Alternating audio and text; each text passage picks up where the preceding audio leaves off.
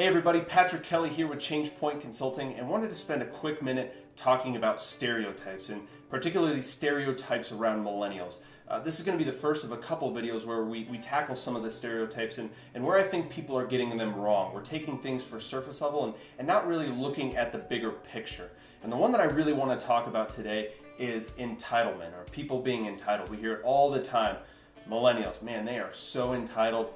They want and they expect so much. Where are they getting this attitude from? And while certainly some of that applies to some millennials, it doesn't apply to all, and I think that the story behind it is what's really interesting, and that's what I want to dive into today. The first thing that we need to do is we need to give a little history and context, and I think it's important to start with a couple pieces here. One is education.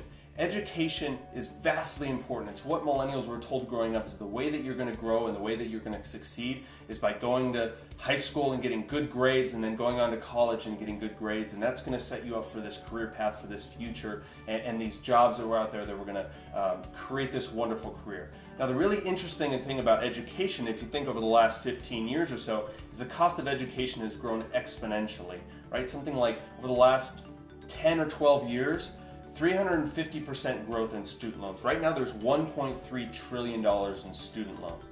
That's an unbelievable amount of student loans. But this is something that millennials took on, right? Because this was investing in their future. This was something that was going to do well for them.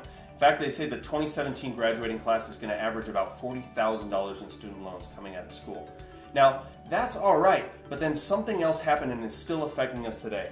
And that's number two, the recession. Now, the recession hit everybody hard and everybody in a unique way, but it really hurt millennials a lot. Why? Because they were coming out of school with all of these student loans, with all of this debt, and they couldn't get the jobs that they were qualified for. Of course it led to some frustration, and of course it led to some angst. Now, the interesting thing is when you look at the recession, there's a study that just came out that 24 to 35-year-olds today as compared to 24 to 35-year-olds in 1989, so roughly today's 24 to 35-year-olds to their parents, they're making 20% as much as their parents did adjusted for inflation, and they have 50% of the net worth. They're worth half of what their parents were at the same time in their life. When you think about those numbers, that's pretty incredible, right? If you're worth half of what your parents were, if you're making 20% less, how can you save up for a down payment to buy a house? How can you think about starting a family? How can you take some of these bigger endeavors when you don't have the financial capability to do it? Now, this is really where I think entitlement, again, comes full circle. When owners or managers are looking at millennials and say, oh, they're entitled, what really is happening is they're frustrated. They're frustrated with their situation, and they wish that they could do more. And more than anything, what they're actually looking for is they're looking for development.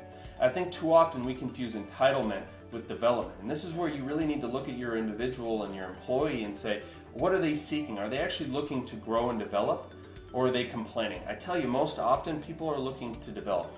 They're feeling like they're underutilized, they're feeling like they're not put to use, and they just want an opportunity to grow and develop and actually to help the company. Now, I'm not giving a free pass to all millennials. That's not what we're here for, and this is why stereotypes are wrong.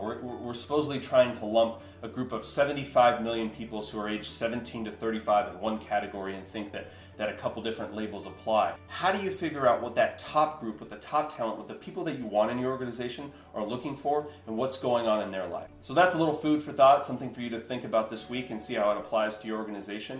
You have any questions, comments, agree, disagree? I'd love to hear from you. I'd love to hear your individual perspective on this. Take care. Have a great day.